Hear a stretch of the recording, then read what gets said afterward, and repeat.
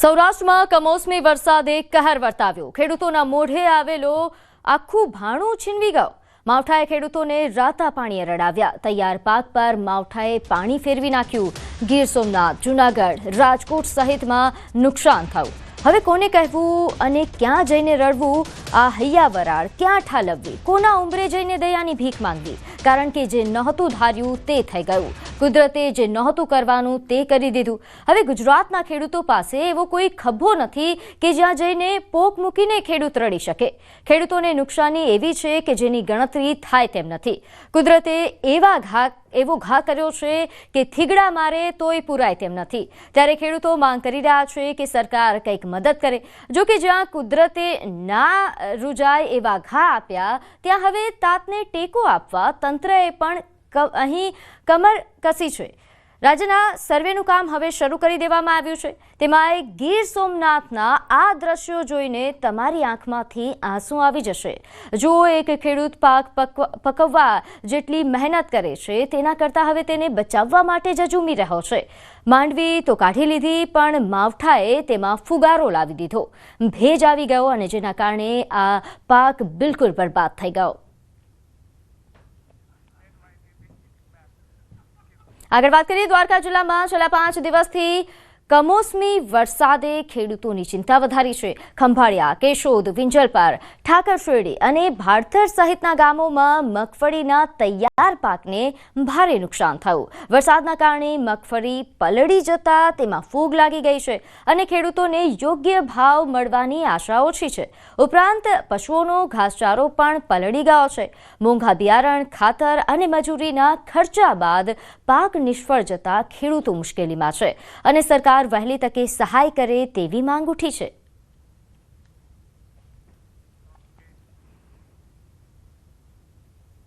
અમારે 5 દિવસથી આ ખૂબ વરસાદ વરસે છે।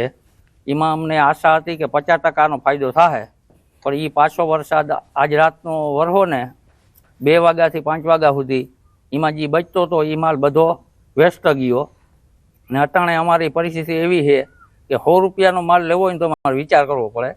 હવે 1000 રૂપિયા વાવવું હોય ને તો મારા આગળ મૂડી મિલકત કાંઈ છે નહીં। જો સરકાર કાંઈ રાહત પેકેજ દે તો અમે એ વાવી શકીએ। પહેલાં તો એમ આશા હતી કે દૂચો બગડશે, પણ આપણી જે મોહમ છે મગફળીની બધું હાથમાં આવી જાય, પણ આ રાતનો જે વરસાદ આવ્યો એમાં મગફળીએ સંપૂર્ણ નાશ છે અને દૂચો એકદમ નાશ છે।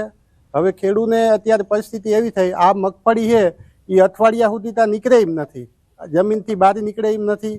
પછી કેવી રીતે વાવેતર કરવું, કેવી રીતે આ મગફળી તૈયાર થયેલ માલ હતો બગડી ગયો, હવે કેવી રીતે ખાતર બિયારણ લેવું અને કુવામાં પાણી છે છતાંય આપણે આમાં કંઈ કરી ના શકીએ। તો આ મગફળી વેચી હોત તો બીજો પાક લઈ શકે, પણ આ મગફળી જો પલળી ગઈ હોય ને એનો નષ્ટ થઈ ગયો હોય તો એ ખાતર ન લઈ શકે, બિયારણ ન લઈ શકે। ખેડૂત આમાંથી બહાર જ આવી શકે એમ કોઈ હિસાબે આવી શકે એમ નથી। તે પ્રમાણે તમામને વળતર ચૂકવી દે અને બીજા કાંઈ કરવાની જરૂર નથી।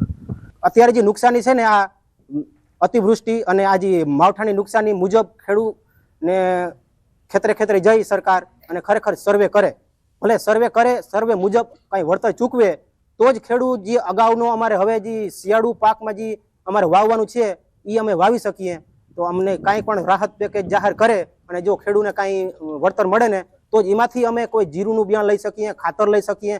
કેમ કે મગફળી તો પૂરેપૂરી 100% પૂરી થઈ ગઈ, કેમ કે એમાંથી તો અમને કંઈક 5 પણ એમાંથી હવે આવક નથી। અમદાવાદ જિલ્લાના છેવાડાના વિસ્તાર એવા ધંધુકા અને ધોલેરા પંથકમાં કમોસમી વરસાદ। સમગ્ર ભાલ પંથકમાં સતત 6ઠ્ઠા દિવસે કમોસમી વરસાદ યથાવત છે। સતત વરસાદના કારણે ભાલ પંથકના ખેડૂતોમાં ચિંતા વધી ગઈ છે। કમોસમી માવઠાથી નુકસાન તેમજ શિયાળુ પાકના વાવેતર લઈને ચિંતા વધી છે। ધંધુકા તેમજ ધોલેરાના ભાલ પંથકના છાસિયા ઘઉં અને ચણા વિશ્વ પ્રસિદ્ધ છે। આ ઉપરાંત કપાસ, ચણા અને જુવારના પાકને પણ મસમોટા નુકસાનની ભીતિ છે। તો હાલ કપાસનો પાક સતત ભેજના કારણે કાળો પડી અંદર જ ઉગી જવા પામ્યો છે। તો ચિત્ર નક્ષત્રના વાવેતર કરાયેલા ચણા અને જુવારના પાકને પણ માવઠાનો માર અસર કરી ગયો છે। ધંધુકા શહેર સહિત ધંધુકા તાલુકાના તગડી, ભલગામડા, આકરુ, જિંજર, પડાણા, વાસણા તેમજ કોટડા અને છારોડિયા, જ્વાડિયા, રાયકા, રોજકા, કોઠડિયા સહિત સમગ્ર તાલુકા પંથકમાં વરસાદ છે।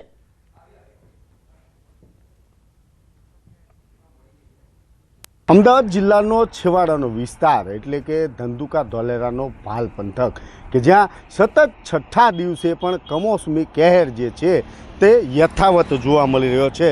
ધંધુકા અને ધોલેરા પંથકની જો વાત કરવામાં આવે તો અહીંના ખેતરો જે છે તે બેટમાં ફેરવાયા હોય તેવી સ્થિતિનું નિર્માણ થયું છે. આપ જે દ્રશ્ય જોઈ રહ્યા છો તે ખેતરો છે, ના કે કોઈ નદી કે તળાવ, પરંતુ ખેતરો છે જેમાં ક્યાંક કપાસના પાકનું વાવેતર છે તો ક્યાંક ચણાના પાકનું વાવેતર છે. આ જે સમગ્ર વિસ્તાર છે તે વિસ્તારની અંદર જે કમોસમી વરસાદનો કહેર જે છે તે છઠ્ઠા દિવસે પણ યથાવત રહેતા સમગ્ર તાલુકા પંથકમાં ગત રાત્રિના ખૂબ જ વરસાદ પડ્યો હતો. જે વરસાદના કહેરને લઈ સમગ્ર વિસ્તારના પાકો જે છે તે નિષ્ફળ જવાની સ્થિતિનું નિર્માણ થઈ ચૂક્યું છે. સમગ્ર પંથકમાં હાલ આ જે સ્થિતિનું નિર્માણ છે તેની અંદર કપાસના પાકને મસમોટું નુકસાન થવા પામ્યું છે, તો સાથે સાથે ચણા અને જુવાર ઘઉં સહિતના જે પાકો છે તેને પણ નુકસાનની ભીતિ હાલ સેવાઈ રહી છે. તો સમગ્ર જે આ ભાલ પંથક છે, ભાલ પંથકના છાસિયા ઘઉં તેમજ ચણાનો પાક જે છે તે ખૂબ જ પ્રખ્યાત એટલે કે વિશ્વવિખ્યાત છે. સમગ્ર વિશ્વમાં એની માંગ રહેલી હોય છે. ત્યારે આગામી સમયમાં શિયાળુ પાકનું પણ આ સતત પડેલા કમોસમી માવઠા અને ભેજના કારણે વાવેતર થશે કે કેમ તેને લઈ પણ ખેડૂતોમાં ચિંતા છે. સાથે સાથે જ હાલમાં જે કપાસના પાકનું વાવેતર કરાયેલું છે તે પાક સંપૂર્ણ નિષ્ફળ જવાની કગાર પર છે. ત્યારે ખેડૂતો આ પાક કાઢી અને ફરીથી પાકનું વાવેતર કરી શકશે કે કેમ તેને લઈને પણ મસમોટી ચિંતા છે. ત્યારે બોટાદ જિલ્લાના છેવાડે આવેલો આ અમદાવાદ જિલ્લાનો ભાલ પંથક એટલે કે ગ્રામ્ય વિસ્તારનો છેવાડાનો એવો ધંધુકા અને ધોલેરા તાલુકો કે જેની હાલ સ્થિતિ કમોસમી માવઠાએ કફોડી બનાવી છે અને ક્યાંક ને ક્યાંક ખેડૂતોમાં ચિંતા ઉદ્ભવી છે. વિજયસિંહ ચુડાસમા, ન્યૂઝ 18 ગુજરાતી, ધંધુકા, અમદાવાદ. તો ખેડામાં સતત વરસી રહેલા કમોસમી વરસાદે ખેડૂતોની આશા પર પાણી ફેરવી દીધું છે. 6 લાખ હેક્ટરમાં થયેલા ડાંગરનો પાક નિષ્ફળ ગયો છે. જિલ્લા ખેતીવાડી વિભાગે સર્વેની કામગીરી હાથ ધરી. પ્રાથમિક અંદાજ મુજબ 50,000 હેક્ટર વિસ્તાર વરસાદના પ્રચંડ પ્રભાવથી બચી શક્યો છે. બાકીના વિસ્તારમાં ડાંગરનો પાક સંપૂર્ણપણે બરબાદ થયો છે. ખેતીવાડી વિભાગે 100થી વધુ સર્વે ટીમો બનાવી દરેક તાલુકા અને ગામડા સુધી પહોંચી જમીન પરની હકીકતનું મૂલ્યાંકન શરૂ કર્યું. સાહેબ બધો ઘાસ તો જો ડાંગર તો વાડીને બીકી છે, પાથરા તારા છે, और नुकसान तो બધું બહુ છે. સરકાર का जो सहाय જે કરતી હોય એ બરોબર છે. અત્યારે કે આધાર અમાર કે રહ્યો નહીં. સર્વે આજથી 4 દિવસ પહેલા જ્યારે ન્યૂઝ 18 માં આવ્યું ત્યારે સર્વેની વાત થઈ બીજા દિવસે, અને બીજા દિવસ પછી અમારા ગામના સેવક રવિભાઈ આવી ગયા છે સર્વે કરવા માટે અને ચાલી રહ્યું છે સર્વે. હવે સરકાર જોડે આશા છે ખરી કે ભાઈ ફૂલ નહીં તો ફૂલની પાંખડી આપશે ખરા અમને. અમારું ભલે આટલું બધું જતું રહ્યું છે પણ ખાલી 33% મળે તો એમને સંતોષ છે. છેલ્લા 4 દિવસથી સતત કમોસમી માવઠું પડી રહ્યું છે અને આ માવઠાએ ખેડૂતોની કમર તોડી નાખી છે. વાત કરવામાં આવે તો ખેડા જિલ્લામાં મુખ્યત્વે ડાંગરનો પાક કરવામાં આવતો હોય છે અને ડાંગરના પાક ઉપર પડેલા વરસાદના કારણે તમામ પાક નિષ્ફળ ગયો છે.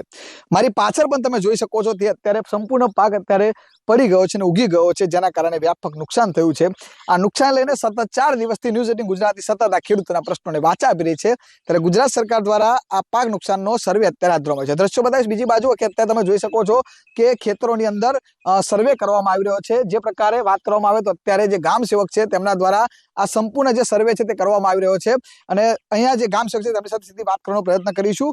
શું નામ તમારું અને કેવા પ્રકારનો અત્યારે સર્વે હાથ ધરવામાં આવી રહ્યો છે? મારું નામ રવિ સોલંકી છે. હાલ કમોસમી વરસાદના કારણે જે ખેડૂતોને 33% ઉપર નુકસાન હોય તેવા ખેડૂત મિત્રોનો હાલ સર્વે હાથ ધરવામાં આવી રહ્યો છે. જિલ્લાના અન્ય તાલુકાની વાત કરવામાં આવે તો કપડવંજ, મહેમદાવાદ, ખેડા સહિતના તમામ તાલુકામાં વ્યાપક પાક નુકસાન થયું છે અને તમામ જગ્યાએ જિલ્લા ખેતીવાડી અધિકારી દ્વારા અને તેમજ ગામ સેવકો દ્વારા સર્વેની કામગીરી અત્યારે હાથ ધરવામાં આવી રહી છે. ખેડૂતો આશા રાખી રહ્યા છે કે તેમને આ સર્વેના આધારે વહેલી તકે સરકાર રાહત પેકેજ જાહેર કરે અને તેમને પાક નુકસાનનું વળતર સરકાર ચૂકવે. ઉમંગ પટેલ, ન્યૂઝ 18 ગુજરાતી, ખેડા. તો જામનગર જિલ્લામાં કમોસમી વરસાદે ભારે કહેર મચાવ્યો. લાલપુર પંથકમાં છેલ્લા 2-3 દિવસથી પડતા વરસાદના કારણે મગફળીના પાકને મોટા પાયે નુકસાન થયું. નાના તેમજ મોટા ખેડૂતો બંને મુશ્કેલીઓમાં મુકાયા છે. કેટલાક ખેડૂતોના 100થી 150 વીઘા જેટલો પાક સંપૂર્ણ રીતે નાશ પામ્યો, તો ખેડૂતો માંગ કરી રહ્યા છે કે સરકાર તાત્કાલિક વહારે આવીને યોગ્ય સહાય કરે. હવે સરકાર દેવું કરે છે કેદીના મગફળી લેવી છે તો મગફળી કેટલી લેવી, ખરેખર તો ખેડૂતોની મગફળી લેવાની યદી ટેકાનો ભાવ જાહેર કરે ને તેથી જ કહેવું પડે કે એટલા મણ મગફળી લેવું અમે. આજે મગફળી 70 મણ લેવીને 200 મણ લેવીને એમાં જ ખેડૂત આજ દીધામાં છે. આજે કાંઈ બચ્યું કર્યું હતું એ પૂરું કરી દીધું છે. તો હવે તમે સર્વેના શું ફાફા મારો હો? સર્વે કરવું જે દેવું હોય 2 દીમાં જાહેર કરો, નકર અમારે ભયંકર આંદોલન કરવું પડશે. હવે અમારાથી